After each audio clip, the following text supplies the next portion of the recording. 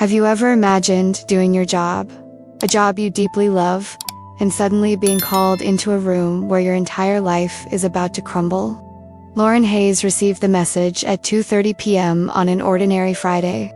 Please come to my office immediately. It was from her director. No context, no explanation. Just that short, formal sentence that made Lauren's stomach clench without her even knowing why.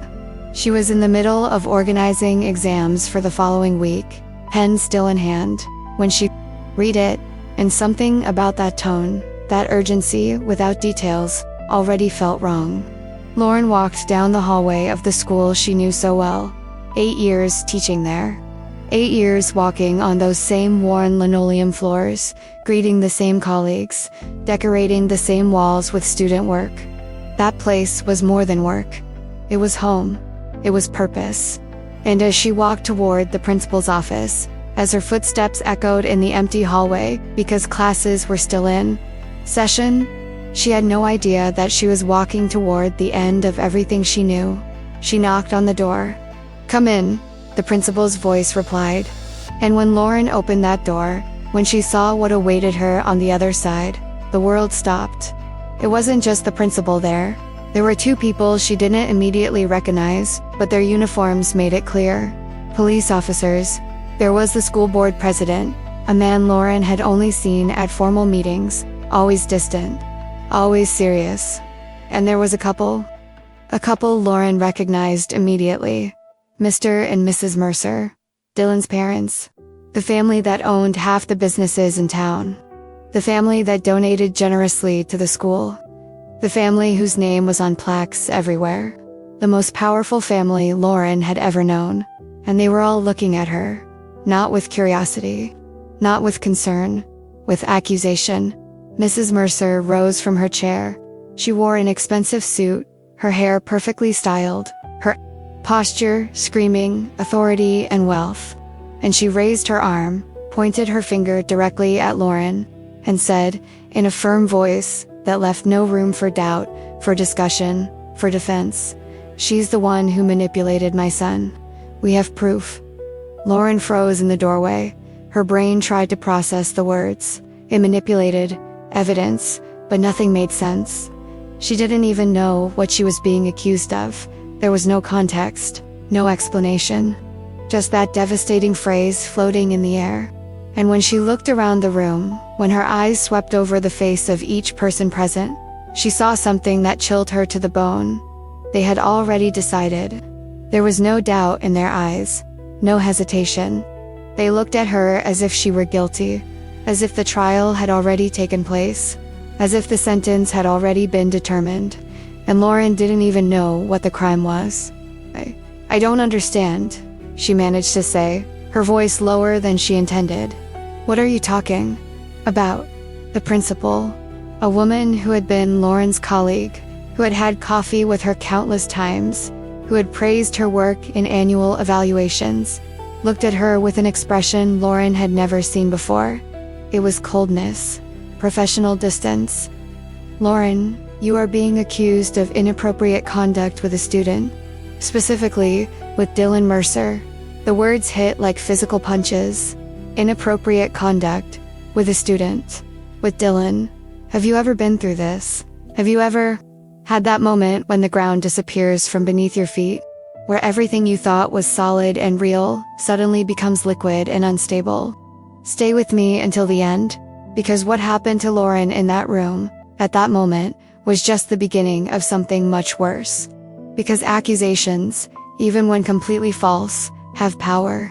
They have the power to destroy lives, to erase reputations, to turn a dedicated teacher into an outcast of the city.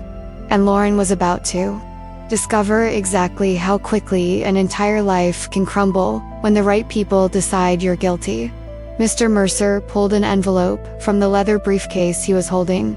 He placed it on the table with a calculated movement. "We have messages. Messages she sent to our son. Inappropriate messages. Messages that clearly cross all professional lines." Lauren stared at the envelope like a snake about to strike. Messages. She had never sent messages to Dylan. "I never communicated with students. outside of the official school email, and even then only about assignments and grades. But as she opened her mouth to say this, to defend herself, to explain that there had to be some mistake, the principal interrupted her. "Lauren, you are suspended, effective immediately, with expiration, while this is investigated. Please hand over your badge and the keys to your room. You must not contact students or enter school premises until further notice." And that was it. No questions. No tell us your side of the story. No, what do you have to say about this? Just, you're suspended. As if she were already guilty. As if the investigation were merely a formality.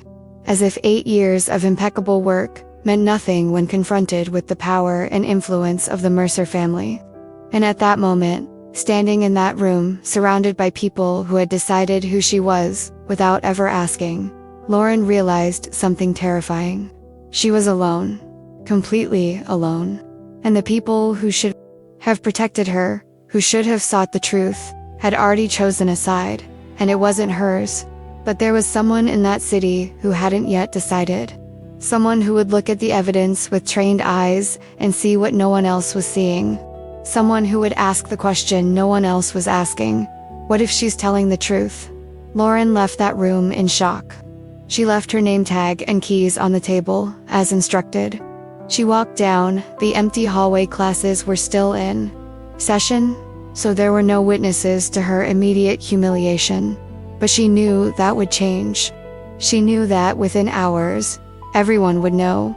Because in small towns, scandals travel faster than the truth. And this wasn't just any scandal. It was the kind of accusation that destroys people. The kind that tarnishes not just careers, but entire identities. She reached the car. She sat in the driver's seat. And for a long moment, she just sat there, hands on the steering wheel, empty eyes, staring at the windshield, trying to understand, trying to process. Messages. What messages? She had never sent anything inappropriate to Dylan or any other student. Never. She was careful, professional. She maintained clear boundaries precisely to avoid any misunderstanding. So how? How was there proof of something she never did? And then came the most terrifying thought. It doesn't matter. It doesn't matter if she did it or not, because the Mercers had said she did. And the Mercers had power. Enough power to have the principal suspend her without investigation. Enough power to have police officers in that room as if she were a criminal. Enough power so that no one would ask for her side of the story. And Lauren realized, sitting in that car in the nearly empty parking lot of the school where she had dedicated 8 years of her life, that she was fighting a battle she didn't know how to win. She drove home on autopilot. She doesn't remember the route. She doesn't remember stopping at the traffic lights. She only remembers suddenly parking in front of the small apartment she rented. And when she went inside, when she closed the door behind her and was finally alone, truly alone, she broke down. Not with dramatic sobs, but with that silent, deep crying of someone who has just lost everything and still can't believe it's real.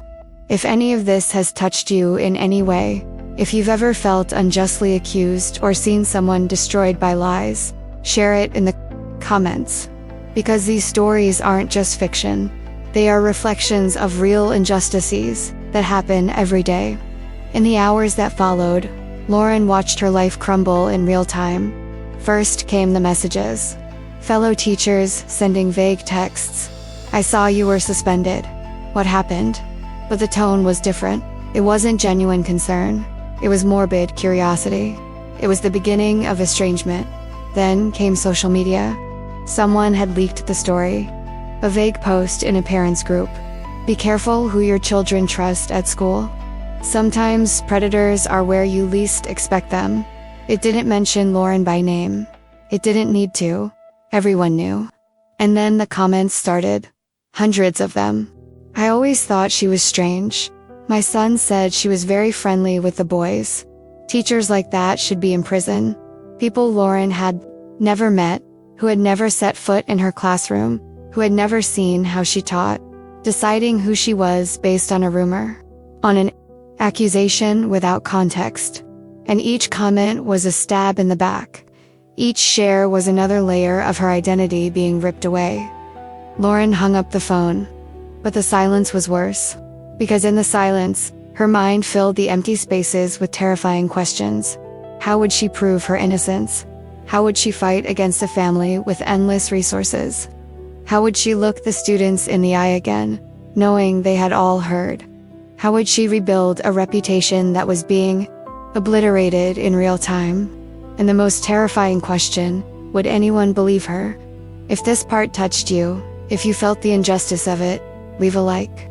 It helps me know that you're feeling this with me, that these stories matter. Night fell. Lauren didn't eat. She couldn't. He just sat on the sofa, hugging his knees, staring at the black TV screen. And he thought about all the times he'd stayed after class to help a student.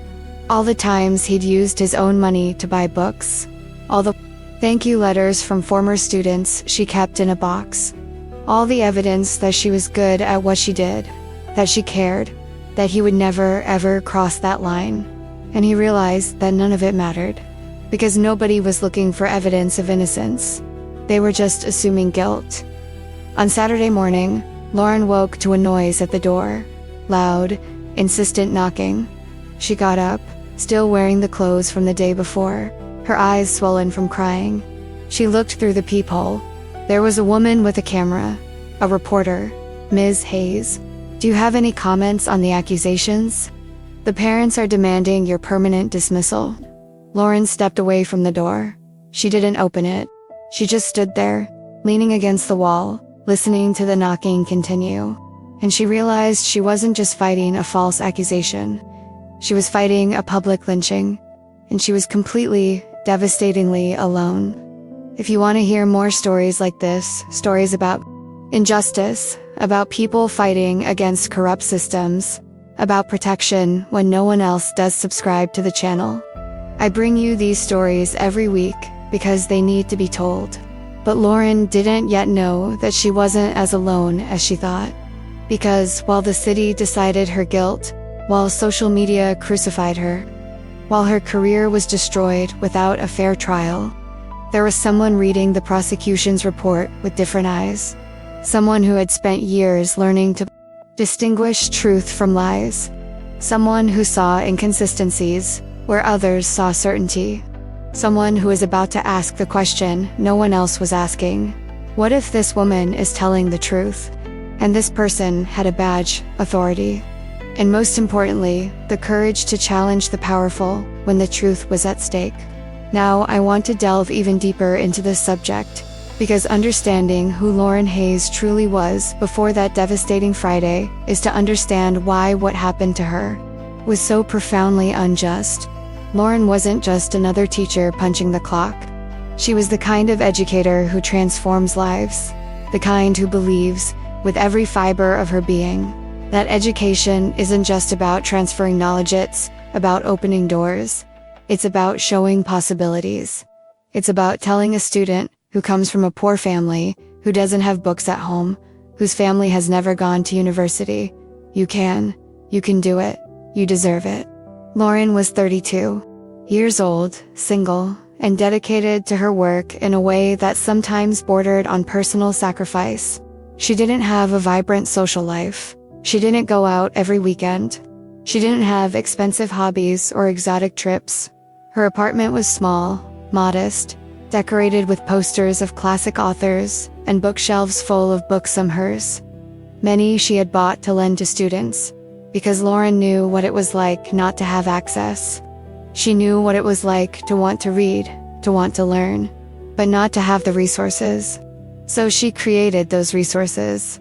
With her own money, with her own time. She stayed after hours at least 3 times a week.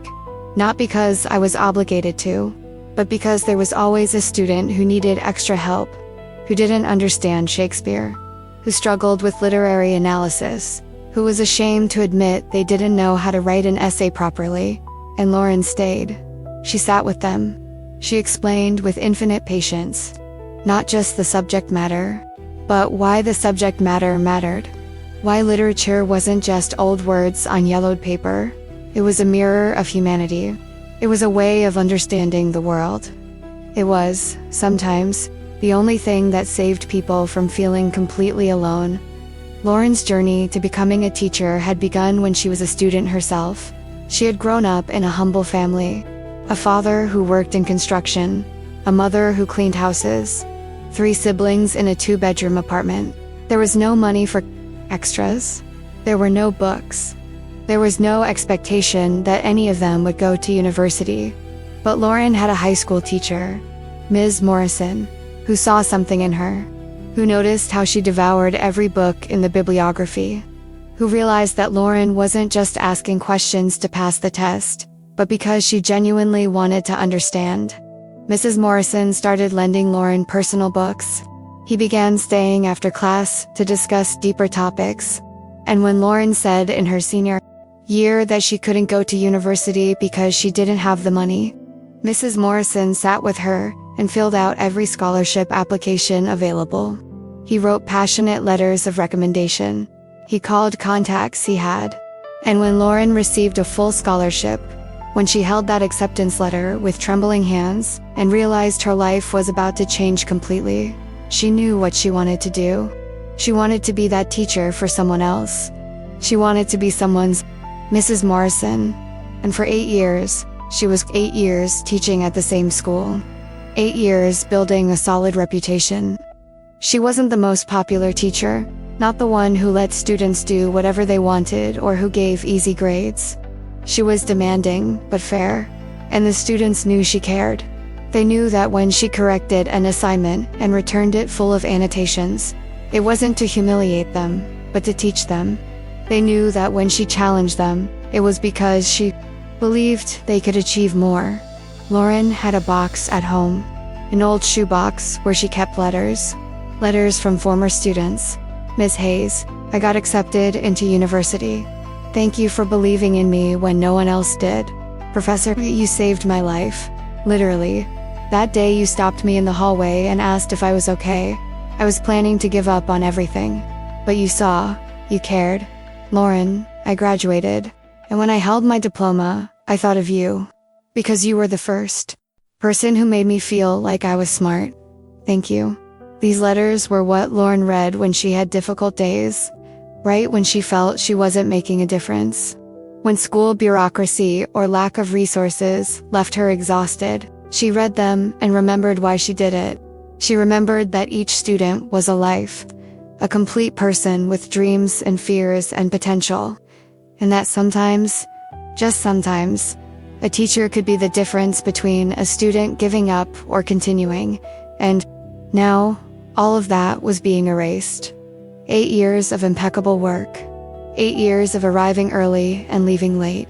8 years of using her own money to buy materials. 8 years of caring deeply about each student who passed through her classroom. All being destroyed by an accusation she didn't even fully understand. Because Lauren hadn't done anything. Literally nothing. She didn't even have a close relationship with Dylan Mercer. He was in her class, yes, but he was a distant student. He sat in the back. He rarely participated. And when he did, it was usually with sarcastic or disrespectful comments. Lauren remembered a specific situation about a month before everything fell apart. Dylan had handed in a paper on The Great Gatsby. Lauren was grading it, and something seemed all too familiar. She checked online. The entire paper was plagiarized, copied word for word from a literary summary website. Lauren did what she always did in these cases, gave the paper a 0, and scheduled a meeting with the student to discuss it. Dylan showed up with the attitude of someone who was being harassed. When Lauren explained that the paper was plagiarized, he shrugged. So what? Everyone does it. I don't accept plagiarized papers in my class, Lauren said firmly. You'll have to redo it. And if you plagiarize again, you'll get an F in the course. Dylan had looked at her with something Lauren hadn't recognized at the time. But now, looking back, he realized it. It was anger. Cold. Anger. Because Dylan Mercer wasn't used to hearing no. He wasn't used to consequences. And Lauren had done something that apparently few did. She had treated him like any other student. She had applied the same rules. She had refused to give him special treatment just because his last name was on half the buildings in the city. And now she realizes, now, sitting in her apartment with her life crumbling, she understands. Dylan didn't accept that rejection. He didn't accept being treated as an equal. So he did what people with power do when they don't get what they want. He attacked. He created a narrative where he was the victim, where Lauren was the villain. And he used the family's resources to ensure that narrative was believed. Because in a fight between a 32-year-old teacher with no connections and the most powerful family in the city, there wasn't really a fight. There was only a massacre. Lauren thought about giving up. She thought about simply packing up and leaving, moving to another city, moving to another state, starting over where nobody knew her name or the accusation. It would be easier. It would be safer. But then she thought of Mrs. Morrison. She thought of that teacher who had fought for her when Lauren was just a poor girl with no prospects. Mrs. Morrison hadn't given up. She had believed. She had fought. And Lauren owed it to her. She owed it to all the students she had helped over the years, not to give up either. Not to let a lie define who she was. But how? How could someone without power, without resources, without allies, fight against this? The answer, Lauren didn't know yet, would come from an unexpected place. It would come from someone who understood power, but also understood justice. Someone who had seen too many lies not to recognize one when she saw it. Someone who was, at that very moment, reading the prosecution's report and realizing that something didn't make sense. Because the stories of powerful people are always too perfect. They always tie up all the loose ends. And when something seems too perfect, when there's no inconsistency, no doubt, it's usually because it was constructed, it was fabricated, and someone with a trained eye could see the seams. Comment below. When you're good at what you do, when you dedicate your life to helping others, and yet you're still destroyed by a lie. How do you find the strength to keep going? Now I want to delve even deeper into this subject, because what happened to Lauren in the hours and days following the accusation wasn't just injustice. It was a systematic collapse of everything that should have protected her. It was a brutal demonstration of how, when powerful people decide to destroy someone, the entire world becomes complicit. Dylan Mercer's accusation was specific and devastating. He claimed that Lauren had harassed him, that she had made inappropriate advances, that she had sent personal messages to his cell phone, that she had tried to start a relationship. And he had proof, screenshots of messages that supposedly came from her phone number. The messages were nauseating. Lauren saw them when the Mercer's lawyer showed them to her at that initial meeting. Texts saying things like, "You're so mature for your age. I can't stop thinking about you. Nobody needs to know about us." Messages that made Lauren want to vomit, not just because they were disgusting, but because she had never ever written anything like that. Never sent anything remotely similar. She barely had Dylan's number. She had no reason to. All communication with students was through the school's official email or the learning platform. She was meticulous about it, precisely to avoid any misunderstanding. But when she tried to say that, when she tried to explain that those messages weren't hers, nobody listened. The director just repeated, "You're suspended while we investigate." But there was no real investigation. Nobody asked, "Lauren, did these messages come from you?" There was no forensic analysis of her phone. There was no attempt to verify if that number really belonged to her. Just immediate suspension. As if the accusation were sufficient evidence. As if Dylan's word, backed by the power and money of the Mercers, was more valuable than 8 years of impeccable work by Lauren. The transformation of her life happened with terrifying speed. On Saturday morning, less than 24 hours after the accusation, parent groups were already in turmoil. Someone, probably the Mercers themselves, had leaked select details of the accusation. Details that made Lauren look like a monster. And the parents, worried about their own children, desperate to protect their kids from any perceived threat, reacted furiously. WhatsApp groups that Lauren didn't even know existed exploded with messages. "I can't believe this woman was teaching our children. I always thought she was strange, too friendly with the boys. We need to make sure she never sets foot in a classroom again." And then came the petition. Someone created an online petition: "Fire Lauren Hayes and protect our children." In 6 hours, it had 500 signatures. In 12 hours, 1,500. People Lauren had never met, who had never seen her teach, who had never spoken to her. Signing a petition to destroy her career. Based on what? On an accusation. On screenshots that no one had verified. On a narrative constructed by a powerful family. Social media was even worse. Someone created the hashtags #ProtectOurKids and #FireLaurenHayes. Double quotes, tweets and posts multiplied like a virus. Photos of Lauren were shared, photos taken from the school website, her Facebook, anywhere they could find them. And under each photo, venomous comments: "That's the face of a predator. I bet there are more victims who are afraid to speak up. Teachers like that should be in prison, not in classrooms." Each word was a stab wound. Each share was another layer of her humanity being ripped away. Lauren tried to defend herself. She posted a simple message on Facebook: "I never did what I'm being accused of. Please wait for the facts before judging." But the reaction was even worse. Hundreds of comments saying she was lying, manipulating, trying to play the victim. That's what predators do, deny until the end. Of course she's going to say she's innocent. The evidence speaks for itself. Lauren deleted the post. Then she deleted all her social media accounts. But the damage was done. The narrative was established. And nothing she said would change that. The impact on her work was immediate and devastating. Lauren had colleagues she had known for years. Teachers with whom she regularly had lunch. People with whom she had shared frustrations about the school system, with whom she had collaborated on projects, with whom she had laughed at occasional happy hours. And all of them, without exception, drifted away. She tried calling Jennifer, another English teacher she considered a close friend. Jennifer didn't answer. She texted, "Lauren, I can't talk to you right now. I hope you understand." She didn't understand. Or rather, she understood perfectly. Jennifer had children at the school. She had a reputation to protect. And being seen defending Lauren would be social suicide.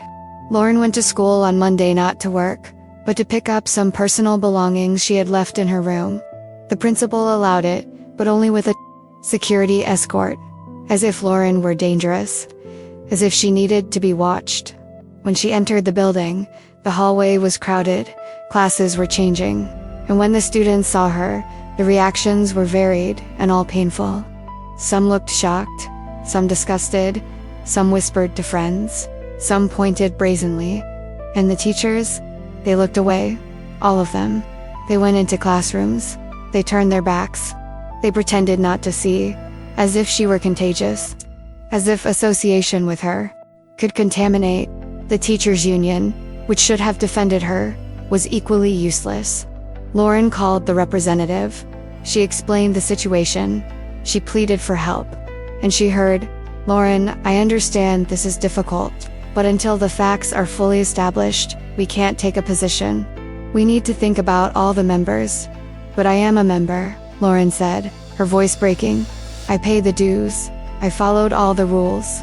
And now, when I needed defense, you abandoned me." "It's not abandonment. It's precaution. You understand, don't you? If we defend you and then the accusations prove to be true, they're not true, then this will be resolved. But until then, we need to keep our distance." The most painful revelation was realizing that the facts being investigated was a lie. Nobody was investigating anything.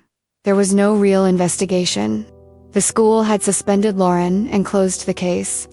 The Mercers had presented the evidence. Dylan had given his testimony. And that, apparently, was enough. Nobody was verifying if those messages actually came from Lauren's phone. Nobody was interviewing other students to see if there was a pattern of behavior. Nobody was looking at her impeccable record. Nobody was asking the obvious questions. Why would a teacher with 8 years of experience, without a single incident, suddenly do something so stupidly obvious? Why would she use her own phone number? Why would she leave such clear traces? Because the answer was simple and terrible. Nobody cared about the answers. The story was already decided. Dylan Mercer, son of a powerful family, respectable student, had made the accusation. Lauren Hayes, a teacher without connections, without power, without protection, was accused. And in a fight like that, the outcome was predetermined. The truth didn't matter. Only who had more power to control the narrative mattered. Lauren spent the following days in a paralyzing state of shock. She didn't eat properly. She didn't sleep. She simply existed in a horrible limbo where she was no longer a teacher, but also wasn't officially fired. Just suspended. On hold. As if her entire life was on pause while the world decided her fate. She opened the refrigerator and saw food she had no appetite for. She looked at the closet, full of professional clothes she no longer had a reason to wear. She saw the books on the shelves, those books she had bought to lend, to teach, to charade. They seemed like cruel jokes. Now. And then came the threats. First, emails. Anonymous. You should be dead. People like you don't deserve to live. If I see you on the street, you'll regret it. Lauren reported it to the police. They took note and said there wasn't much they could do about anonymous emails. Then someone found out where she lived. They spray-painted Predator on her apartment door. Lauren cleaned it with trembling hands. The next day, it was back. Someone had thrown eggs at her window. Then, trash in her garden. And Lauren realized she wasn't just fighting a false accusation. She was fighting an entire city that had decided she was guilty. And there was no recourse, no appeal, no justice. Now I want to delve even deeper into this matter. Because while the entire city was condemning Lauren without question, there was one person who did exactly that, questioned. Sheriff Nathan Cross had received the indictment report on Monday morning. It wasn't technically his jurisdiction. Crimes involving minors and schools usually went straight to specialized departments. But the police chief, who was a friend of the Mercers, had suggested that Nathan take a look. Just to make sure everything is being handled properly, he said. Which really meant, make sure this doesn't become a mess for the family. Nathan was 41 years old, sheriff for 6, police officer for 19. And he had seen enough over those almost 2 decades to develop sharp instincts about people, about truths and lies, about when a story was too perfect, too clean, too convenient. And when he sat at his desk, alone in his office, and opened the file on Lauren Hayes, something immediately bothered him. It wasn't anything obvious. It wasn't something that jumped off the page. It was just a feeling. The feeling that the pieces fit together too perfectly. It started with Dylan Mercer, 17 years old, a senior, a good student on paper, decent grades, no formal suspensions. But Nathan had learned to read between the lines. So he made some discreet calls. He spoke with the school's appeals officer, someone he knew from previous cases. Dylan Mercer. Yes, I've had problems with him. Nothing that made it to an official record. Family always intervenes. There was an incident last year where he was accused of bullying. Another student said Dylan stole money from him. But when we confronted him, the student suddenly changed his story. He said he had been mistaken. Dylan's parents made a generous donation to the school soon after. Nathan took note. Then he looked at the messages, the supposed evidence, screenshots showing texts sent from a number that allegedly belonged to Lauren. He read each message, and something didn't make sense. The language was wrong. Nathan had read reports written by Lauren reports. She submitted to the school about student progress, about academic concerns. He had access to them because the school occasionally requested police intervention for students at risk. Lauren wrote clearly, professionally, with impeccable grammar. The messages in the screenshots, they had errors. Small ones, but they were there. Você é tão maduro? Instead of, você é tão maduro you are? so maturi, e consigo parar de pensar instead of writing it out in full. It might seem like a small detail, but Nathan knew that people have patterns. Literature professors, especially, tend to write correctly, even in informal messages. It's a habit. It's part of who they are. So why would Lauren, who was meticulous in her professional writing, suddenly use abbreviated text language in supposedly inappropriate messages? It didn't make sense. Nathan also noticed the timing. Several messages were sent late at night too, 3 in the morning. He checked the school records. Lauren taught classes that started at 7:30 in the morning. Would she be awake at 3 a.m. sending messages? Possible, but unlikely. Nathan's perspective on the case changed when he decided to do something no one else had done: formally interrogate Lauren, not as a suspect being pressured, but as a witness being heard. He scheduled it for a Tuesday afternoon. Interrogation room at the police station. Recorder on. Everything official. When Lauren entered, Nathan immediately saw the weight she carried. Her shoulders were hunched. There were deep, dark circles under her eyes. She looked smaller than she probably was. But when she looked up to meet his eyes, Nathan saw something crucial. He saw dignity. He saw someone who had been hurt, humiliated, destroyed, but who wasn't broken. Not completely. Ms. Hayes, thank you for coming, Nathan began. Lauren sat in the hard chair across the table. I didn't feel I had a choice, she said, and there was weariness in her voice, but no hostility. Nathan nodded. Do you have a lawyer present? You're entitled to one if you want. I can't afford a lawyer. And apparently the union won't help me until the facts are established.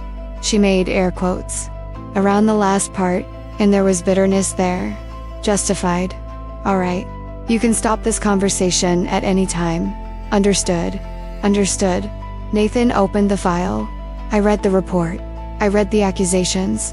And now I want to hear your side of the story. Lauren took a deep breath, and then she began. Not with drama, not with tears or emotional appeals, just with facts. I never sent those messages. I don't even have Dylan Mercer's number. All my communication with students is through the school, email, or the learning platform. I'm very careful about this precisely to avoid any misunderstanding. Then how do you think he got those messages? Nathan asked. Lauren shook her head. I don't know. I really don't know. But I can give you my phone right now. You can check. You won't find anything because I didn't send them. Nathan watched her carefully. He observed her body language. Her hands were on the table, open, hiding nothing. She maintained direct eye contact. She didn't look away when the questions got difficult. She didn't invent elaborate excuses or baseless theories. She simply repeated the simple truth. She didn't do it. And Nathan, who had interrogated hundreds of people throughout his career, who had seen all kinds of lies and manipulations, believed her. It wasn't blind faith. It wasn't emotional sympathy. It was professional recognition of someone telling the truth. Tell me about Dylan, Nathan said. As a student, what kind of relationship did you two have? Lauren thought. Distant. He sat at the back of the class. He rarely participated. When he did, it was usually with sarcastic comments. I tried to engage him a few times, but he made it clear he wasn't interested. Any specific conflict? Lauren hesitated, and Nathan saw. What was it? He pressed gently. About a month ago, he handed in a plagiarized paper, totally copied from an online site. I gave him a 0 and asked him to redo it. He didn't like it. Nathan took note. How did he react? With indifference on the surface. But Lauren paused. But there was something in his eyes, something cold, as if he were calculating. Nathan nodded. He was beginning to see a picture, a very different picture from what was being painted publicly. Lauren, I need to ask you something straight up, and I need you to be completely honest. Have you ever, in any way, crossed professional lines with Dylan or any other student? Lauren looked directly at him. Never. In 8 years of teaching, never. I take my work seriously. I take my students seriously, and I would never, ever do anything that could harm them or put them in an inappropriate position." The conviction in her voice was palpable, and Nathan believed her completely. He turned off the recorder. "Officially, this interview is over, but unofficially," he leaned forward. "I think you're being framed, and I'm going to find out why." Lauren blinked, as if unable to process the words. You believe me?" "Yes." It was that simple. One word. But Lauren felt as if something that had been tightening her chest for days finally loosened. "Why?" she asked, tears threatening to well up in her eyes. "Why do you believe me when no one else does?" Nathan considered the question. "Because I've learned to read people, and you're not lying. You're scared, hurt, desperate, but you're not lying. And because these messages," he tapped on the file, "they don't sound like you. Someone tried to make it look like you wrote them, but they didn't know you well enough to perfectly imitate your style." He paused. "And because Dylan Mercer has a history of manipulation. Nothing official, but it's there if you know where to look." Lauren covered her face with her hands, and the tears she had held back for days finally fell. Not tears of despair, tears of relief, because someone finally saw the truth. Someone was finally on her side.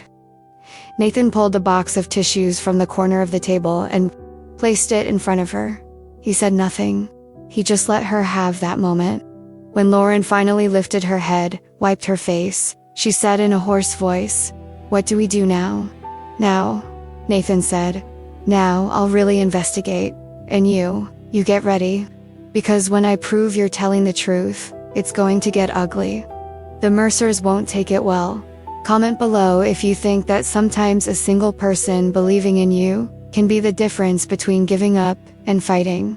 Now I want to delve even deeper into this matter, because the moment Nathan decided to investigate on his own was the moment he crossed an invisible but very real line. He wasn't just doing his job. He was choosing a side. And in a city where the Mercers had power over almost everything, choosing the opposite side was risky. But Nathan had seen something in Lauren's eyes that he couldn't ignore. He had seen truth, and truth, for him, was always worth the risk. The first thing Nathan did was ask for Lauren's phone records. Not through a warrant that would leave traces, alert people. He simply asked, "Lauren, I need to see your phone. I need the complete records. Calls, messages, everything." Lauren didn't hesitate for a second. "You can have them," she said, handing over her phone. "You can have everything. I have nothing to hide." And that immediate surrender, without a lawyer present, without making demands, without trying to protect privacy, that told Nathan everything he needed to know. Guilty people put up barriers. Innocent people opened doors. Nathan took the phone to a forensic technician he trusted. Someone out of town, someone who had no connections to the Mercers. "I need a complete analysis. I want to know every message sent from this number in the last 3 months. I want metadata. I want to know if anything was deleted and recover it. Everything." The technician took 2 days. 2 days in which Nathan waited, checked other leads, and kept Lauren informed with short messages. "Still working on it. Hang in there." And Lauren, alone in that apartment where the walls seemed to be closing in, waited. Because that was all she could do. The call came Thursday night. Nathan was in the office late when the technician called. "Sheriff, you're going to want to hear this. The messages that were shown as proof, they didn't come from this phone. They don't exist on this device. Not in the cloud backup either. Nothing." Nathan felt his adrenaline begin to pump. "Are you sure?" "Absolutely. More than that, I traced the numbers. The messages Dylan Mercer received came from a spoofing app. Someone used a service that lets you type in any number and make it appear as if it came from that number. But digitally, technically, those messages never passed through her real phone. It was spoofed." Nathan closed his eyes. He breathed. Because this changed everything. This was concrete proof. Irrefutable proof that Lauren was telling the truth. Someone had deliberately created those messages, had falsified her number, had constructed evidence from scratch. And the obvious question was, who? But Nathan already had his suspicion. Can you send me all of this documented? I need it in the form of an official report. It's already being prepared. You'll have it by tomorrow morning. Nathan hung up, and then he made a decision. He could wait until morning. He could follow protocol. He could prepare everything officially before telling Lauren, but he remembered her face, her red eyes, her silent despair, and he knew he couldn't make her wait another minute longer than necessary. So he grabbed his car keys and drove to her apartment. It was almost 10 o'clock at night, late for an unannounced visit, but this couldn't wait.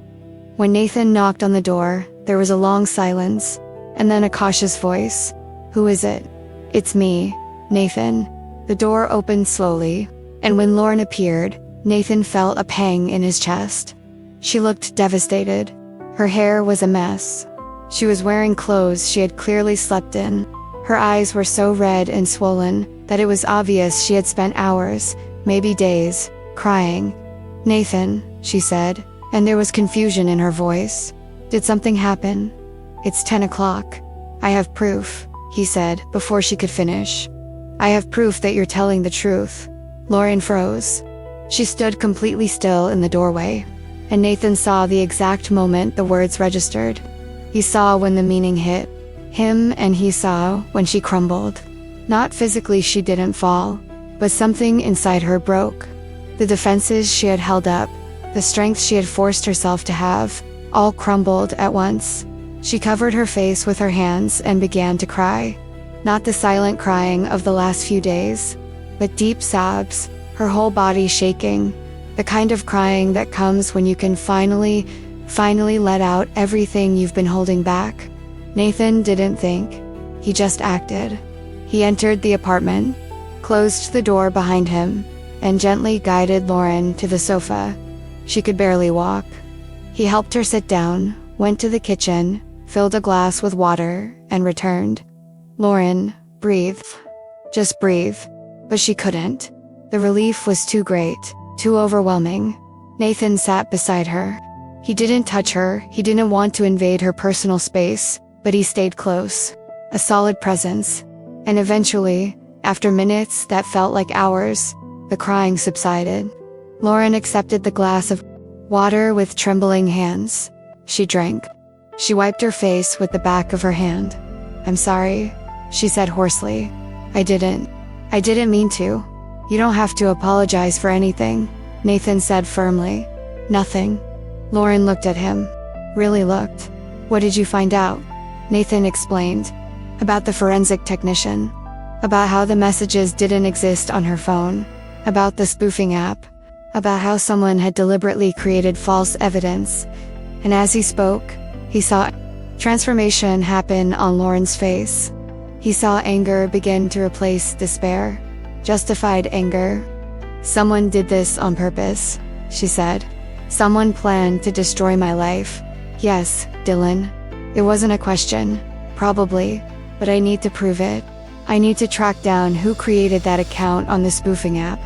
I need to connect the dots so that no one can deny it. Lauren nodded, and then asked the question that was weighing on her. Does this mean I'll be exonerated? That people will know the truth?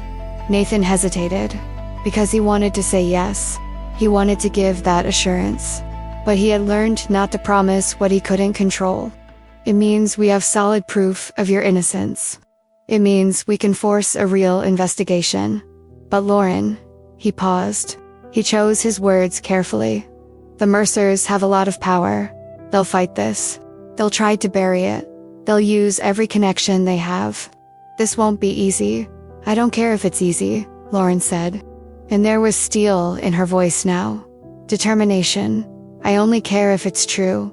And if you can prove it, I can, and I will. Nathan leaned forward. But you need to understand what this means. When I make this public, when I challenge the Mercers' narrative, they'll come after me. And they'll try to discredit you even more. They'll say the evidence was planted, that you manipulated me. They'll do everything they can to keep their story intact. Then why do it? Lauren asked. Why risk it? And Nathan answered with brutal honesty, because it's the right thing to do. Because you don't deserve what they did to you. And because, if I use this badge to protect lies from powerful people, instead of exposing the truth, then I don't deserve to wear it. The emotional journey between them changed in that moment. Because it wasn't just sheriff and victim anymore. It was partnership. It was two people against something much bigger. It was a shared decision that truth was worth fighting for. Lauren looked at Nathan with something new in her eyes. Not just gratitude, but respect, trust. What do you need from me? She asked. I need you to stay strong. I need you to hold on a little longer. And I need you to trust me even when it seems like nothing is changing. I trust you, Lauren said. And as she said it, she realized it was true. She, who had spent days trusting no one, who had been betrayed by everyone around her, trusted this man she barely knew, because he had done something no one else had done. He had searched for the truth. He had believed when believing was difficult. He had chosen her side when choosing that side was risky. Nathan stood up to leave, but before he left, he said something that changed everything. Lauren, I'm going to find out who did this to you. I'm going to trace every step. I'm going to find every piece of evidence. And I'm going to make sure everyone knows the truth. Not just the school. Not just the Mercers. Everyone. The whole town will know you're innocent, I promise. And Lauren, for the first time in days, felt something she'd forgotten she could feel. Hope. Not naive hope, but hope based on action, on someone truly fighting for her. After Nathan left, Lauren sat on the sofa for a long time. The apartment was still silent. The walls were still covered in graffiti outside. The city still hated her. But something had changed. She was no longer alone. And that, in that dark moment, made all the difference. Now I want to delve even deeper into this matter, because the hope Lauren felt that night when Nathan left her apartment was short-lived. Very short-lived. Because the Mercers weren't the kind of family that simply accepted defeat. They were the kind that fought. And when they fought dirty. The first attack came 2 days later. Nathan was in his office, compiling evidence, preparing a formal report on the forensic technician's findings, when the phone rang. It was his secretary. Sheriff, Mayor Carlson is on the line. He says it's urgent. Nathan answered. Mayor Nathan, we need to talk. In person now. There was something in the tone that Nathan didn't like, but he agreed. 20 minutes later, he was sitting in the mayor's ornate office, overlooking the town's main square. Mayor Carlson was a man in his 50s, hair perfectly combed, expensive suit, and he was clearly uncomfortable. Nathan, I heard you're investigating the Lauren Hayes case on your own. I'm doing my job, investigating criminal charges. The case has already been solved. The school suspended her. The family presented evidence. The family presented falsified evidence. Nathan corrected. I have forensic evidence that the messages were created using a spoofing app. The mayor sighed. He rubbed his forehead as if he had a headache. Nathan, do you understand the position this puts me in? The Mercers are pillars of this community. They employ half the city. They fund programs. They donate to charity. And now you want to accuse their son of what? Forgery? Defamation? I want to accuse him of what he did, which is destroying the life of an innocent woman. Innocent according to you. But Nathan, think about it. It's the word of a respectable teenager, a student, with no criminal record, against a teacher who was already under suspicion. Why cause more problems? Why not just let it go? Nathan felt anger rising. Let it go. An innocent woman's life is being destroyed. Woman who can rebuild somewhere else. But if you continue with this, if you challenge the Mercers publicly, Nathan, they won't let it slide. And I won't be able to protect you. It wasn't a suggestion. It was a thinly veiled threat. Nathan stood up. With all due respect, Mayor, I don't need protection. I need to do my job. And if that means upsetting powerful people, then so be it. He left before the mayor could respond. But he knew he had just made a powerful enemy. The situation changed, quickly and brutally. The Mercers, realizing Nathan wasn't going to back down, escalated their tactics. First, they hired a private investigator, a man named Marcus Green, a former police officer, reputed for being efficient. No matter how dirty the tactics required, Marcus began following Lauren. She noticed on the third day, a black car parked on her street, the same car at the supermarket, the same car when she went to the library. She called Nathan. "Someone's following me. I'm sure of." It described the car. She did. Nathan recognized it. It's Marcus Green, private investigator. The Mercers hired him. To do what? Follow me. Why? To find something. Anything they can use against you. A photo in the wrong place. A conversation with the wrong person. Anything they can twist and use to reinforce their narrative. The impact of this revelation was terrifying. Lauren realized she wasn't just fighting accusations. She was being actively hunted. Every move was being monitored. Every action was being documented and potentially distorted. She stopped going out except when absolutely necessary. She closed the curtains. She lived like a prisoner in her own apartment. And then came the threats. More aggressive this time. Not just emails, but phone calls. Distorted voice. "You should have accepted the blame and left. Now you're going to pay." Lauren recorded it, reported it. But tracing anonymous calls is difficult, and the police pressured from all sides, prioritizing it. Then someone threw red paint on her door. Not graffiti this time, just paint. Liters of it, dripping like blood. Lauren went out in the morning and saw it. Her stomach churned. She called Nathan. He arrived in 15 minutes. "This is escalating," he said, looking at the door. "They're trying to scare you. Make you leave before I can build the case." "It's working," Lauren admitted. "I'm terrified. I don't know who's doing this. I don't know how far they'll go." Nathan looked at her. "You want police protection. I can try to get it. You think they'll approve? When half the department is probably on the Mercer's side." She was right. Nathan knew he was. But the worst was yet to come. A week after Nathan had discovered the evidence, Dylan Mercer went on local TV, a small station, but with county-wide reach. He gave a tearful interview, sitting next to his parents, talking about how he was traumatized, how Lauren destroyed his trust in adults, how he was afraid to go to school. The acting was convincing. Dylan cried at the right moments. His voice broke when he described the inappropriate messages. He looked exactly as he wanted to look, an innocent victim. The interview aired Friday night. Lauren watched, and felt every word like a knife. Because Dylan was lying. He was constructing an elaborate narrative about trauma that didn't exist. But he did it so well, so convincingly. And the anchor, instead of asking difficult questions, just nodded, sympathetically. "You're very brave to speak up," she said. And Lauren, sitting alone in the dark apartment, watching her reputation be obliterated in real time on TV, broke. She couldn't take it anymore. She couldn't fight it. She couldn't handle the pressure. The next morning, Lauren began packing. Not much, just the essentials: clothes, documents, the empty glass jar she used to keep her savings in, now used to hold the last letters from former students she couldn't leave behind.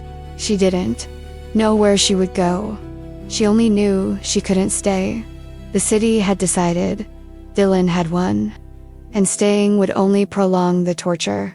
She would write a letter of resignation, send it to the school, and disappear.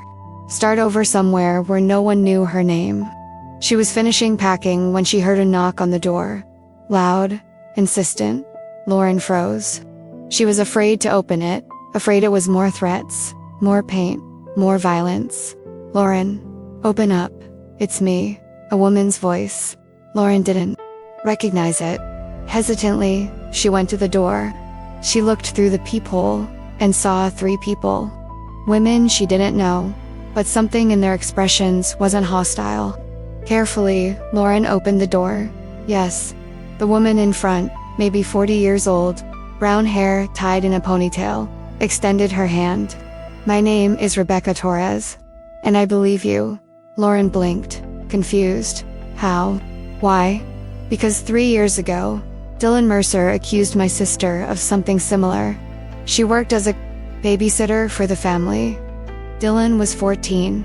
He said that she had done inappropriate things. The family paid my sister not to talk. They made her sign a confidentiality agreement. She took the money because she needed it, but she always told me the truth. She didn't do anything." Dylan lied. The other two women nodded. Similar stories. One of them said, "Dylan has a pattern. When he doesn't get what he wants, when someone confronts him, he destroys." Lauren felt her legs weaken. "Why are you telling me this now?" "Because we saw his interview, and we can't stay silent anymore. Because you don't have a confidentiality agreement, you can fight, and we can testify." Rebecca looked directly at Lauren. If you fight," and Lauren, looking at those women, at the first evidence that she wasn't alone, that she wasn't crazy, that Dylan really was a predator instead of a victim, made a decision. She wasn't going to leave. Not yet. She was going to fight. Because now, she had something she didn't have before. She had witnesses. She had a pattern. She had real hope. Comment below if you think that sometimes the bravest people are those who ultimately refuse to stay silent. Now I want to delve even deeper into this subject, because while Lauren was discovering she wasn't alone, that there were other victims of Dylan willing to testify, Nathan was facing his own personal hell. Because the truth about his situation was more complicated than Lauren knew. Nathan wasn't just a sheriff with a career at risk. He was a single father of a 12-year-old girl, and every decision he made in this case affected not only him, but her as well. Nathan's daughter was named Emma, 12 years old, brown hair, just like her mother's, whom she lost 3 years ago to cancer. Sarah had fought for 18 months. Nathan had spent that time alternating between work and the hospital, trying to be strong for Emma, trying to be strong for Sarah, and failing at both most. Days when Sarah died, Nathan had promised her on her hospital bedside, holding her cold hand, "I will take care of our girl. I will give her stability. I will be the father she needs." And for 3 years, he had done just that. Stable job as sheriff, decent salary, predictable hours most of the time, his own home, Emma in a good school. A life that, though marked by loss, was stable. And now Nathan was risking all of that. Because challenging the Mercers wasn't just a symbolic gesture. It had real consequences. The mayor had made it clear, if Nathan continued, his re-election as sheriff was at risk. And in a small town, sheriff is an elected position, renewed every 4 years. The next election was in 6 months. And the Mercers had the money and influence to ensure Nathan lost. They could finance his opponent. They could run a negative campaign. They could use every connection they had to ensure Nathan never worked in law enforcement in that region again. Nathan thought about it.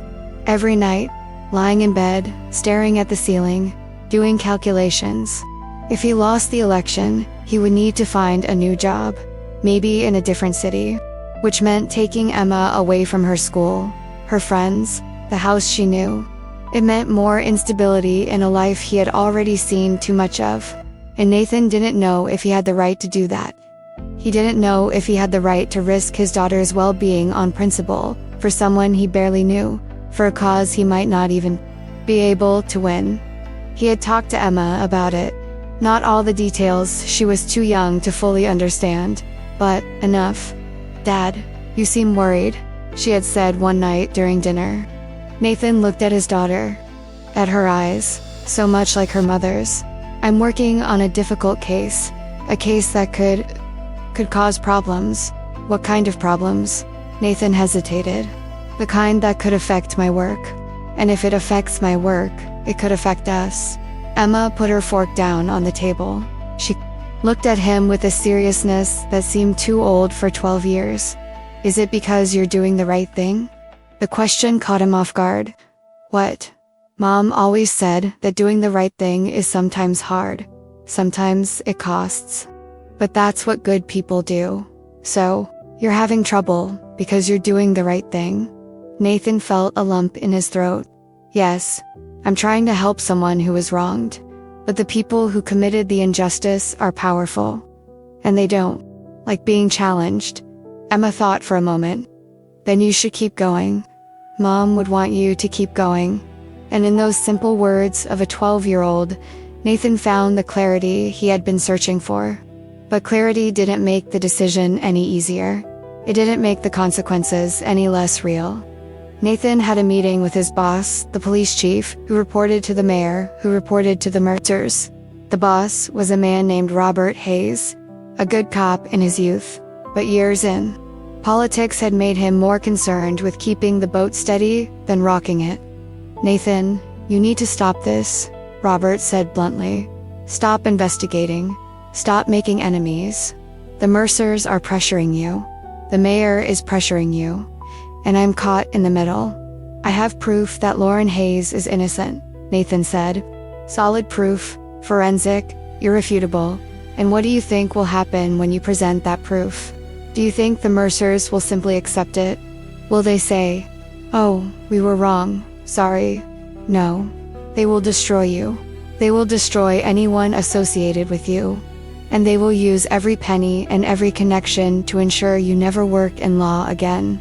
So, you're telling me to let an innocent woman be destroyed to protect my career? Robert sighed. I'm telling you to think about your daughter. Think about what happens to her if you lose everything. Nathan's internal journey was agonizing. Because Robert was right. Nathan had a responsibility to Emma. Had to put her first. But he also had a responsibility to the badge he wore, to the oath he took, and to Lauren, who was suffering an injustice he had the power to right. And the truth was, Sarah had been right when she said that doing the right thing sometimes costs. Sometimes it costs everything. And Nathan had to decide, what kind of man was he? What kind of father did he want to be to Emma? The kind who chose safety over justice? Or the kind who fought for what was right even when it was difficult? Nathan went to Lauren's apartment one afternoon. He had news about the women who had come forward, Rebecca and the others. He had begun documenting their testimonies. He was building a case about Dylan's pattern of behavior. But when Lauren opened the door, when he saw her face, he realized she was also fighting an internal battle. Are you okay? He asked. I'm scared, she admitted. The women who came, their stories are awful, and I keep thinking, what if this isn't enough? What if the Mercers find a way to silence them too? What if I fight and still lose, but this time I drag other people down with me? Nathan came in. He closed the door. Lauren, I need to tell you something. I need to be honest about what I'm risking here. And then he told her about Emma, about the wife he lost, about the mayor and the police chief and the veiled threats, about how continuing with the case could cost him everything. And when he finished, when he laid it all on the table, he said, I'm telling you this, not to make you feel guilty, but because you deserve to know the whole truth. You deserve to know what's at stake. Lauren was pale. Nathan, I can't ask you to risk your daughter for me. If you need to back down, I understand. I'm not backing down, Nathan said firmly. I'm saying it's hard, that I'm scared, but that I'm going to do it anyway. Because Emma asked me a question, am I having problems because I'm doing the right thing? And the answer is yes, and if I teach my daughter that you abandon the right thing when it gets difficult, what kind of father am I? Lauren had tears in her eyes. You're too good for this town, too good for this situation. I'm not. I'm just someone trying to do the job right. And doing the job right sometimes means choosing the difficult path. The transformation in their relationship happened in that moment. Because it was no longer just protector and protected. It was two people who had seen something rare in each other, true integrity. A willingness to pay a high price for doing the right thing. Lauren moved closer. and she did something that surprised them both. She hugged Nathan. It wasn't romantic. It wasn't sexual. It was just human. It was recognition of sacrifice. It was gratitude for someone seeing her worth when no one else did. And Nathan, after a moment of surprise, reciprocated. He just stayed there, holding her, letting her have that moment of connection. When they parted, both were embarrassed. "I'm sorry," Lauren said. "I just thank you for everything. You don't need to thank me, and you don't need to apologize." Nathan cleared his throat. "But we need a plan. Because things are going to get worse before they get better. The Mercers aren't going to give up. And when we present the evidence, when we make the other victims public, it's going to be war." "I'm ready," Lauren said. And this time, she really was. Nathan left that night with a weight on his chest, but also with clarity. Yes, I was risking everything. Yes, I could lose my job, my house, my stability. But I was making a choice I could live with. He was being the kind of man Sarah would have been proud of. The kind of father Emma could admire. And sometimes, just sometimes, doing the right thing was reward enough, even when it cost everything. Now I want to delve even deeper into this subject, because what happened between Nathan and Lauren in the following weeks was a transformative journey neither of them expected. Nathan began visiting regularly. At first, it was purely professional. "I need to update you on the case," he would say upon arrival. And Lauren would nod, let him in, and they would sit at the small kitchen table discussing legal strategy, testimonies from the other victims, next steps. But over time, the visits changed. They became longer, more personal, and they both began to realize they were looking for excuses to see each other. Nathan was the first to notice worrying signs. Lauren wasn't taking care of herself. He would arrive and see the same clothes she had worn on her previous visit. He would see coffee cups piled up in the sink. He would see the refrigerator practically empty. "When was the last time you ate something real?" he asked one afternoon. Lauren looked at him with tired eyes. "I don't know. I've lost my appetite." "That's not optional," Nathan said gently but firmly. "You need to eat. You need to maintain your strength." The next day, he showed up with grocery bags. He didn't ask. He just started putting things in the refrigerator. Bread, cheese, fruit. Simple but nutritious food. "Nathan, you don't need to." Lauren began. "I know I don't need to. I'm doing it because I want to." And there was something in the simplicity of it. In the way he didn't make a big deal out of it, or expect excessive gratitude, that touched Lauren deeply. Because it wasn't charity. It was care. It was someone noticing she was struggling. And simply helping. The visits became routine. Nathan would show up 3, sometimes 4 times a week. Always with some excuse. "I need you to review this deposition. I have questions about Dylan's record in your office." But after the official discussions, he would stay, and they would talk. The emotional connection was gradual, built in layers. Lauren began to open up in ways she hadn't with anyone in years. She told him why she became a teacher.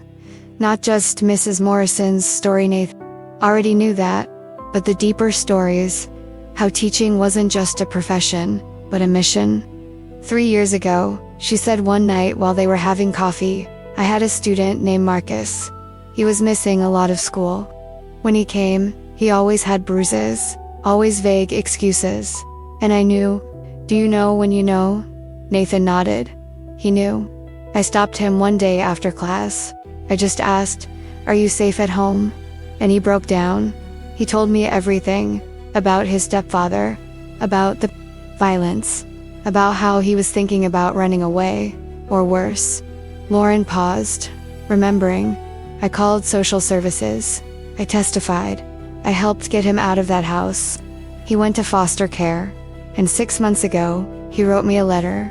He's in college now, studying engineering. And he said I saved his life." There were tears in her eyes. "Those are the moments that matter. Those are the reasons why I do what I do." And Dylan Mercer, he took that away from me. He took away my ability to help more. Marcus's Nathan listened to every word. He didn't interrupt. He didn't downplay it. He just listened. And when Lauren finished, he said, "You're going to get that ability back. We're going to make sure of that." And then he shared, too, about Sarah, about how he'd met her when they were both young, how she was a nurse, he a rookie cop, how they'd slowly fallen in love, built a life together. When she got sick, Nathan said, looking at his own hands, "I wasn't prepared. Nobody is, but I really wasn't. I tried to be strong for her, for Emma, but inside I was falling apart."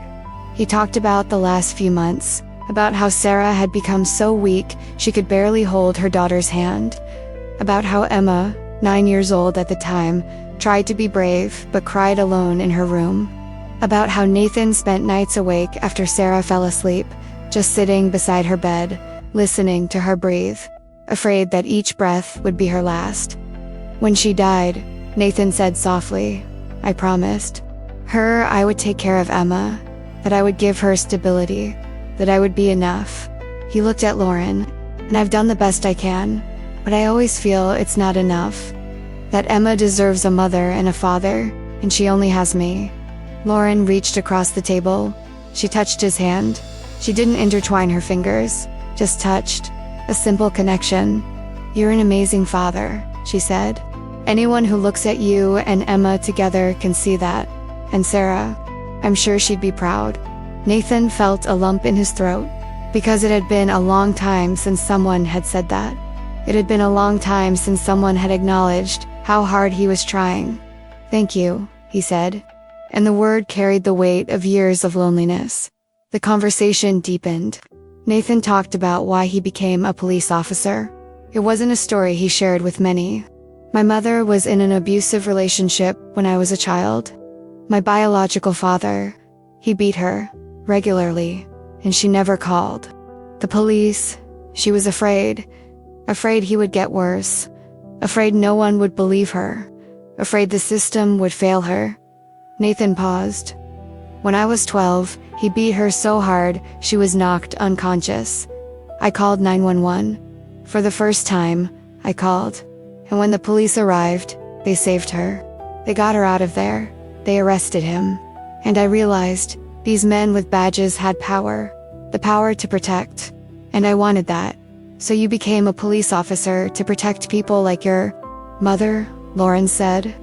"Yes, but over the years, I realized that not all police officers do that. Some use the badge for power, for control, and I've constantly had to choose, what kind of police officer would I be?" He looked at Lauren. "And this case is about choice again. The choice to use the badge to protect those who need it, or to protect those who have power. And you chose to protect those who need it," Lauren said. "Even if it costs you everything, because it's the only choice I can live with." The transformation in their relationship was palpable to both of them, even though neither spoke about it directly. There was no flirting, no lingering touches or lingering glances, but there was something deeper. There was respect that came from seeing someone in their most vulnerable moments and not judging them. There was trust that came from sharing truths that no one else knew. There was connection that came from recognizing in another someone who understood the cost of doing the right thing. Nathan began bringing Emma over for visits. Not to discuss the case, he was careful about exposing his daughter to details, but for the occasional dinner. To humanize Lauren in Emma's eyes, and to give Lauren, who was so isolated, a chance to have normal human interaction. Emma was shy at first, but Lauren had a way with children. She was a teacher, after all. She asked about school, about friends, about favorite books, and when Emma mentioned she was reading an of Green Gables, Lauren lit up. "That's one of my favorites. Do you want to borrow my copy? It has notes in the margins from when I read it, at your age." Emma looked at her father. Nathan nodded.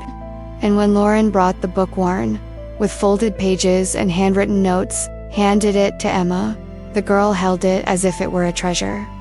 "Thank you," she said. And then, with the brutal honesty of a 12-year-old, My father said you're a good person who was wronged. I believe him. Lauren felt tears in her eyes. Because hearing that from a child, from someone pure enough to still believe in simple justice, meant more than any adult's words. After Emma and Nathan left that night, Lauren sat alone in the apartment. But she didn't feel alone. She felt something she hadn't felt in weeks. She felt that maybe, just maybe, she wouldn't be defined forever by what Dylan had done. That maybe there was a future beyond that. And that Nathan was becoming an important part of that possible future in ways she wasn't ready to name. Nathan, driving home with Emma, felt something similar. He looked at his daughter beside him, carefully leafing through the book Lauren had borrowed. "Did you like her?" he asked. "I did. She's kind and sad. But in the way you get sad when you've lost something important. Not in a bad way." Emma looked at her father. "Do you like her too?" Nathan hesitated. "Yes, I do. She's a good person." "I know," Emma said simply. "You only help good people." And in that innocent observation of his daughter, Nathan realized something. He realized that his feelings for Lauren had evolved beyond professional duty.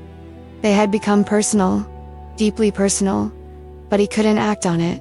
Not yet. Not while she was still in a vulnerable situation. Not while he was technically part of the investigation. It would be inappropriate. It would be an abuse of power. So he kept those feelings to himself, pushed them down, and focused on what he could. Control, clearing her name, restoring her life, and maybe, when it was all over, when she was safe and free, maybe then he could tell her how he truly felt. Comment below. Do you think that sometimes the deepest connections are built, not in perfect moments, but amidst shared struggle? Now I want to delve even deeper into this matter, because the final discovery of the evidence happened in a way Nathan didn't expect. He had been tracking the digital trail of the spoofing app for weeks. He had forensic technicians working on it.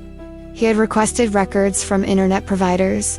And then, one Tuesday morning, he received the call that would change everything. The technician had managed to trace the account that created the fake messages to a specific IP address. And when Nathan saw the address, his stomach clenched. It was the Mercer's house. But Nathan needed more. He needed a direct connection. He needed to prove it was Dylan specifically, not just someone in the house. So he did something risky. He obtained a warrant to examine Dylan's electronic devices. It wasn't easy. The judge who signed it was one of the few in the region who didn't owe the Mercers any favors, but he succeeded.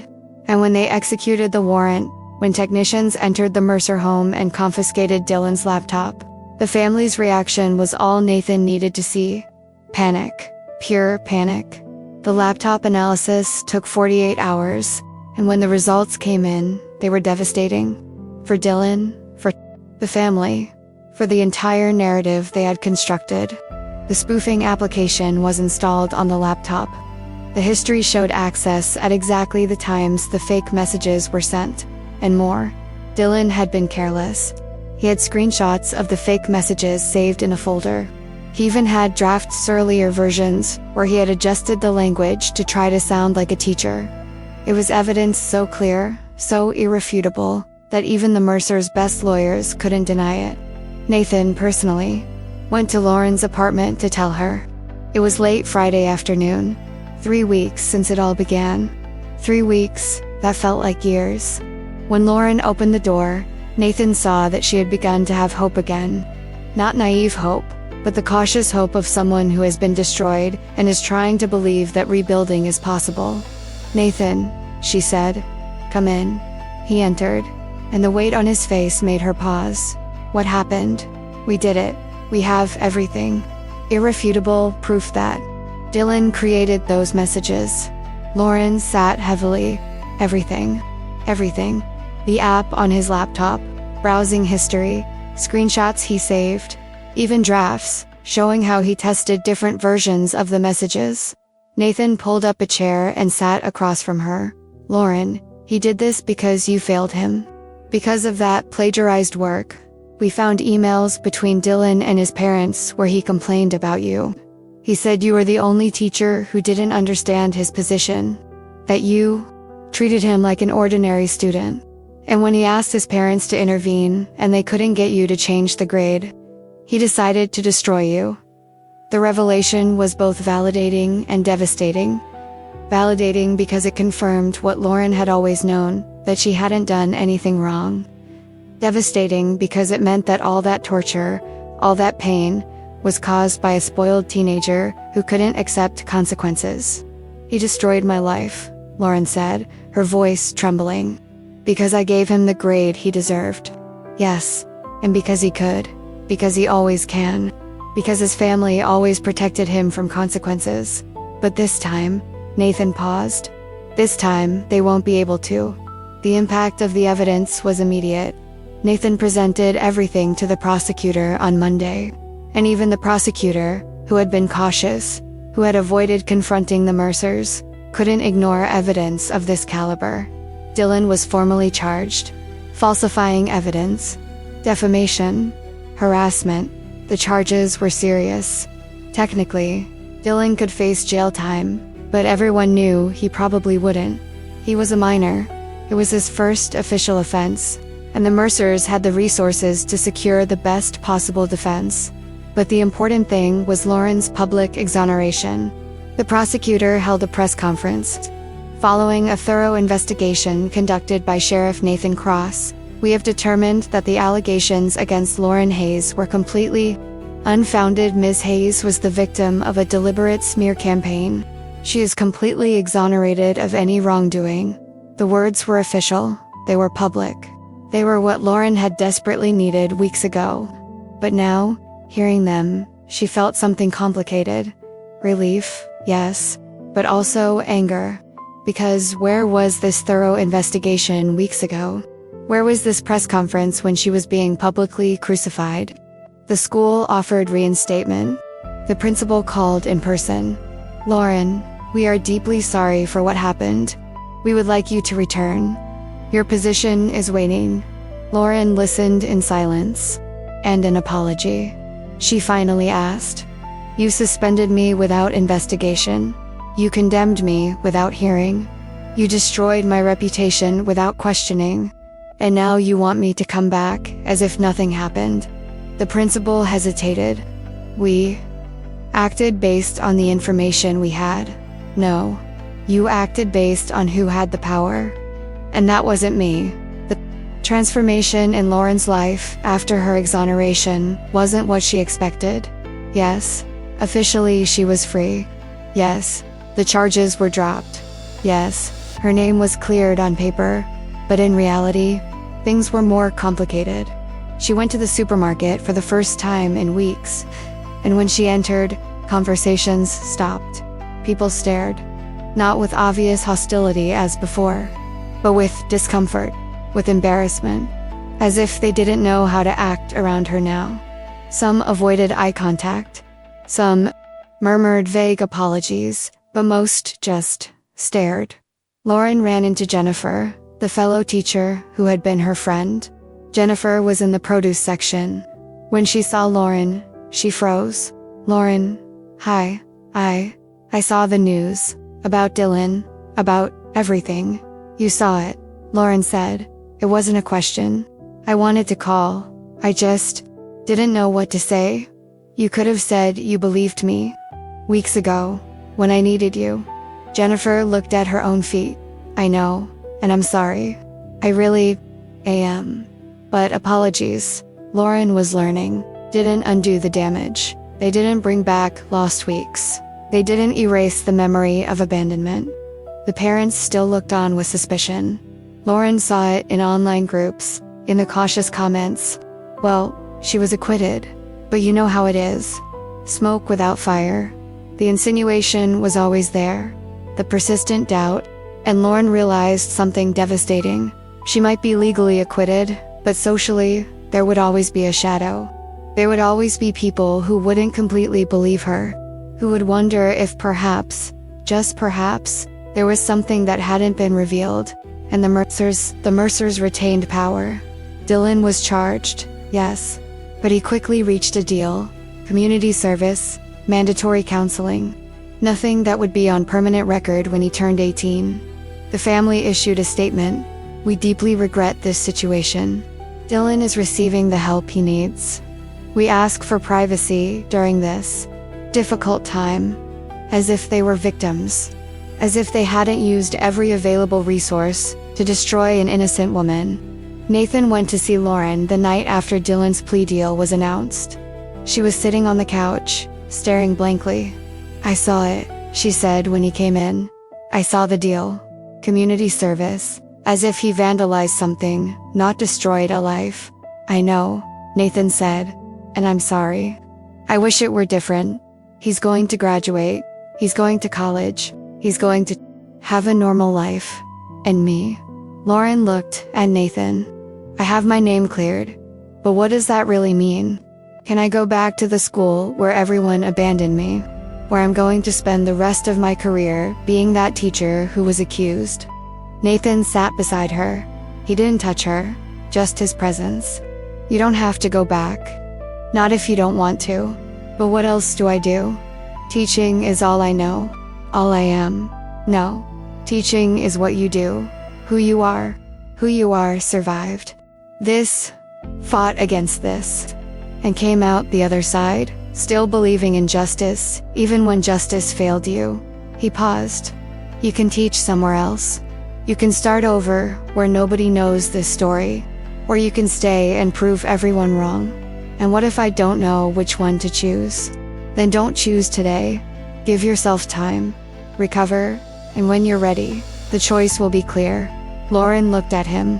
At this man who had risked everything, who had fought when fighting was easier than giving up, who had seen her at her worst and hadn't judged her.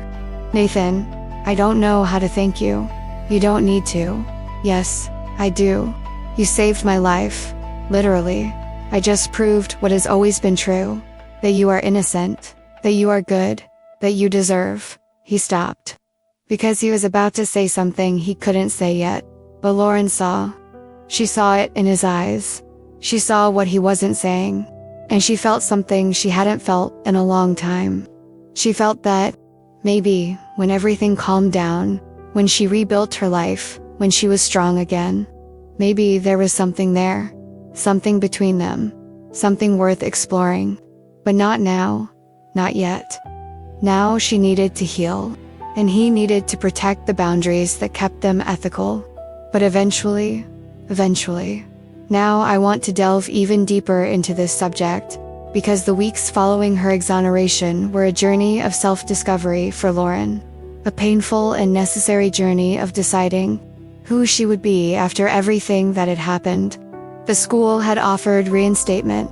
It had said that her class was waiting, that the students missed her, that everything could go back to normal. But Lauren wasn't sure if she wanted things to go back to normal. Because normal meant pretending nothing had happened. It meant teaching alongside colleagues who had abandoned her. It meant looking into the eyes of parents who had demanded her dismissal. And Lauren didn't know if she had that strength, but she decided to at least look. She decided to visit the classroom, just to see how she would feel. She went on a Saturday afternoon when the school was empty. She used the key she still had. They never officially asked for it back. She walked through the silent hallways that used to be full of life. She passed the teacher's lounge where she used to have lunch. She passed the principal's office where her life had fallen apart. And finally, she arrived at her classroom, room 204. Literature, Mrs. Hayes. Her name was still on the plaque on the door. Lauren opened the door, and the smell hit her first. That specific smell of old books, chalk, and paper. The smell she associated with purpose, with home. The room was as she had left it, but also different. Someone had packed her personal belongings into boxes during the lockdown. The bookshelves that used to be full of books she brought from home were empty. The posters that decorated the walls had been removed. The room seemed generic, empty, as if Lauren had never existed there. She began to unpack slowly. She took the books from the boxes, put them back on the shelves. She organized them by author, as she always did. He found the rolled-up poster quotes from Shakespeare, Austen, Morrison. He began to hang them back up. And as he did this, as he physically reconstructed the space, he tried to imagine himself standing at the front of the room again, teaching, discussing literature, but every time he tried to visualize, he saw faces. Faces of parents who had condemned her, faces of classmates who had looked away, faces of students who had heard rumors and would never know the whole truth. Lauren was organizing the last shelf when she heard footsteps in the hallway. Her body tensed automatically. There was still that residual fear, that hypervigilance of someone who had been hunted. But then a familiar voice, "Lauren." She turned. Nathan was in the doorway. He was wearing jeans and a casual shirt. He wasn't on duty. "Nathan, what are you doing here? I saw your car in the parking lot. I figured where you'd be." He entered the room, looked around, reorganizing. "Trying," Lauren said. "The school wants me back. And I thought that if I came here, if I saw the room again, maybe I'd know what to do." Nathan leaned against the doorframe, hands in his pockets, gentle but serious expression. "And, do you know?" Lauren looked around. At the books on the shelves, at the posters on the walls, at the empty desks where students would sit. "I don't know if I can go back to that room and pretend nothing happened," she said, and her voice was firm now. She had a clarity she hadn't had before. "I don't know if I want to teach in a place that condemned me without questions, that suspended me without investigation, that believed lies because they came from a powerful family." Nathan nodded. He didn't try to convince her otherwise. He didn't say she should give school a second chance. He just listened. "So what do you want?" he asked. Lauren paused. She thought, "I want to teach, but not here. Not where every day would be a reminder of what Dylan did, of what this town did. I want to start over. In a place where nobody knows my name or my story. Where I can just be a teacher again, without baggage, without shadows." "That makes sense," Nathan said. And there was something in his voice, something Lauren couldn't quite put her finger on. "Are you thinking of going far away?" Lauren looked at him, really looked, and she realized something. She realized that the idea of leaving that city, didn't just sadden her because of her career or the life she had built. It saddened her because it meant leaving Nathan, leaving the person who had stayed when everyone else had gone, leaving the only person who had seen her at her worst and had chosen to fight. "I don't know," she admitted. "Part of me wants to run as far away as possible, but another part." She paused. She didn't know if she should say it. She didn't know if it was appropriate. But after everything they'd been through, after all the shared vulnerability, she decided to be honest. Another part doesn't want to leave the people who matter. Nathan understood.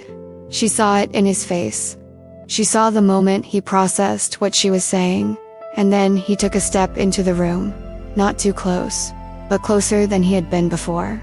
"Lauren, I need to tell you something, and I should have waited. I should have given it more time. But if you're thinking of leaving, if you're considering starting over somewhere else, I need you to know." He took a deep breath. "These last few weeks, working with you, getting to know you, it's changed something in me. You reminded me why I became a police officer, why justice matters, why fighting is worthwhile, even when it's hard." He paused. He chose his next words carefully. "And somewhere along the way, I stopped seeing you just as someone I was protecting. I started seeing you as someone I admire, someone I deeply respect, and someone I'd like to get to know better. When all this is over, when you're ready." Lauren's heart raced. It wasn't a dramatic declaration of love. It wasn't Nathan saying he was in love. It was something more honest, more real. It was him admitting there was a connection, that there was a possibility, and that he was willing to explore it if she was. "Nathan, she began. But she didn't know how to finish. Because she felt the same. She felt something growing between them. Something built on mutual respect and shared vulnerability and recognition of each other's strength. But she was also afraid. Afraid it was just a result of the trauma. Afraid that when life normalized, when she no longer needed protection, those feelings would disappear. "You don't have to say anything right now," Nathan said gently. "I just wanted you to know. Because if you decide to leave, if you decide to start over somewhere else, you don't have to decide where alone. Not if you don't want to." And there was so much meaning in those words. It wasn't him asking her to stay because of him. It was him saying that wherever she went, if she wanted company, he would consider he would consider starting over with her. And Lauren realized the weight of that. She realized that Nathan, who had a daughter, who had an established life, who had a career in that city, was saying that he would consider leaving everything for her, with her. "You have Emma," Lauren said. "You have your life here. I can't ask. You're not asking. I'm offering." And about Emma, Nathan smiled slightly. "Emma is 12 years old. She's resilient, and she likes you. But more importantly, she once told me that I should help good people. And you're one of the goodest people I know." He paused. "So if you want to stay here and rebuild, I support you. If you want to go to another state and start over, I support you. And if you want something in between, I support that too. I just don't want you to make a decision thinking you're alone. Because you're not." Lauren looked at him, at this man who had changed her life, who had seen in her what no one else had seen, who had fought when fighting was risky. And she realized something. She realized that for the first time in weeks, she didn't feel broken. She didn't feel like a victim.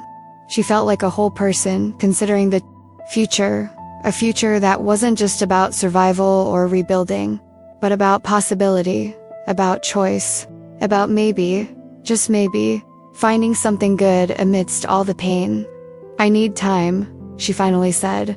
"I need to process everything. I need to figure out who I am after this." "But Nathan," she took a step toward him. "I want you to know that you saved more than just my reputation. You reminded me that good people exist, that justice is still possible, and that I don't have to face everything alone." She reached out her hand. Nathan took it, and for a long moment, they just stood there, hands intertwined, looking at each other. It wasn't a kiss. It wasn't a declaration of eternal love. But it was a promise. A promise that whatever happened, they would figure it out together. Lauren looked around the room one last time, and she knew. She knew she wouldn't be going back. Not to that school. Not to that city that had failed her so completely. But she also knew she wasn't running away. She was choosing her future. And for the first time, that future didn't seem scary.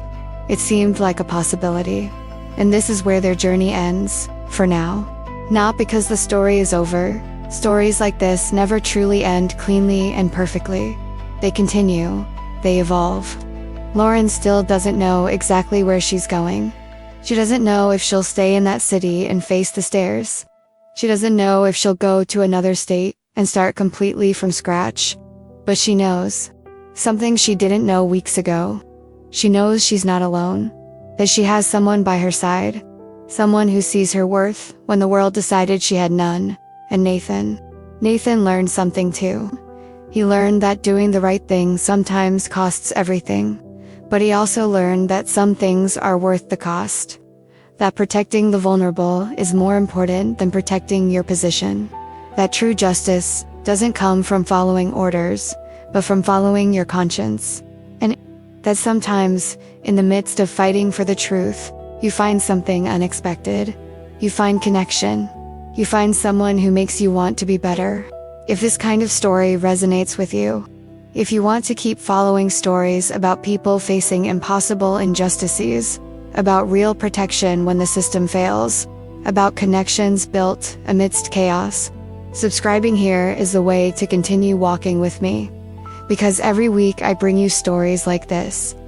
Stories about courage, about choosing the right thing even when it's difficult, about people who refuse to give up, even when the whole world says they should. Comment below. I'm with you until the end. I read every comment, every word. And I want to know if Lauren and Nathan affected you the same way they affected me. If you felt the injustice. If you rooted for them. If you believe that sometimes a person choosing to fight can change everything. And if this touched you in any way. If at any point you felt the anger of injustice, or the hope of redemption, or the possibility of something good being born from something bad. Leave a like so I know. Because these stories are about connection. And the like tells me that the connection happened. That you felt what I wanted you to feel. There's a video over here that continues in the same vein. Another story about someone being destroyed by lies, about a protector who chooses truth above all else, about justice being won brick by brick. Click and follow along with me there. Because the journey doesn't end. It just changes characters, setting, but always with the same truth at its core. Everyone deserves to have someone who believes in them. Everyone deserves to fight. And sometimes, just sometimes, the good guys win. See you soon.